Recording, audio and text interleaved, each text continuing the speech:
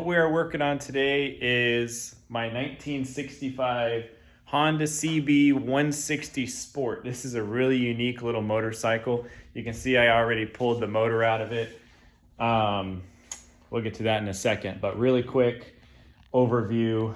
I picked this up over the summertime and it was in pretty rough shape. I mean, still is, but it was in a pretty rough situation, right? It was sitting outside for several years, partially under a tarp, right?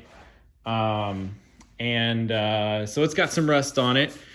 But basically the story on it was it was parked in the early 2000s.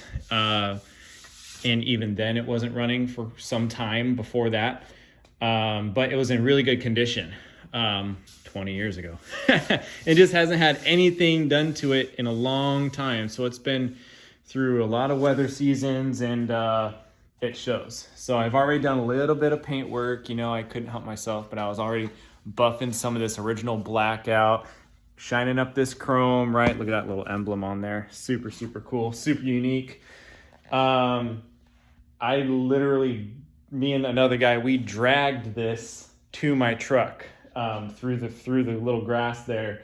The wheels were completely seized, the drums were seized, the bearings were seized, front and rear, the chain was totally locked, and the motor didn't turn over. Everything was locked and still is. Like, well, I disconnected this from the carbs, but this moves now, but the levers don't move whatsoever. Well, that's because this is disconnected now, but nothing moved on the thing. I mean, it was seized up tight. So anyway, got it home here. I got it to actually roll around my garage here. I was dollying it around for a while, and now we're diving into it. So I dropped the motor, and in the meantime, since summer, I picked up a donor motor. So I knew it was going to be bad, and basically it's a twin cylinder. So this is the original motor.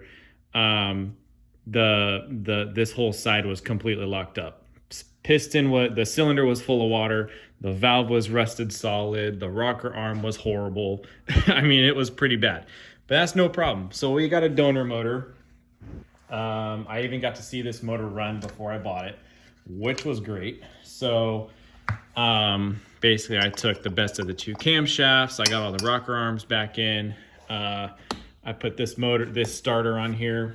The donor motor didn't have a starter on it, so we're using that. I have two sets of carburetors now I can play with. We're gonna put new hardware in it. So anyway, the motor is going together. It's gonna be in the bike here within a few days. Not gonna take a lot of work.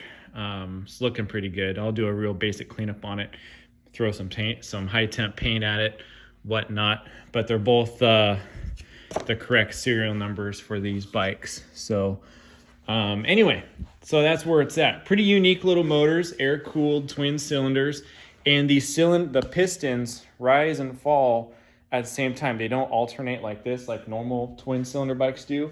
They actually both they travel up and down together, which is very unique. So it'll be kind of interesting to see what this thing sounds like. So really cool little bike. Tinkering away on it, getting the rust off the front fender. See, it's already kind of getting some shine on it. So here's the plan with this bike. For now, I just want to get the thing running and riding. That's just the number one goal. Not even change the tires yet that are crusty and cracking. I just want this thing to be able to sit here and run and have all the electronics work. Once that's established, I would just want it to be a running unit. I plan to keep this long term. I don't want it to go anywhere yet. That's stage one. Get it running, get it riding, enjoy it, take it places. Really just enjoy it for the condition it's in, right? I mean, get the basic rust off it, and that's it. Stage two, if I need a little fill-in project, what we'll do is, it's more simple than it looks. It's a lot more simple. Pull the front fender off. The front fender and pull the rear fender off. Okay, pull those off. Send them to powder coat and get them repowder coated gray. Easy done process. In the meantime, while I do that, I will probably blast and repowder coat the frame and some of these other black pieces on it. There's not a lot to it. The frame doesn't even come down in front of the motor. It's just this top section and nothing goes here. That's just all motor. Very unique motorcycle. I do have some replacement shocks, so all these metal pieces will get re-anodized. But like I said, that's kind of stage 2 of the restoration. But stage 1, let's just get it enjoyable and see how it does. We may even keep it. We may not even do that second stage if the first stage of cleanup makes it look good. Because as much as I love this, right? As much as I love my CL350 here, how it looks completely brand new, everything, like no rust anywhere, perfect condition, everything, right? As much as I love that, I don't mind the slightly worn look, right?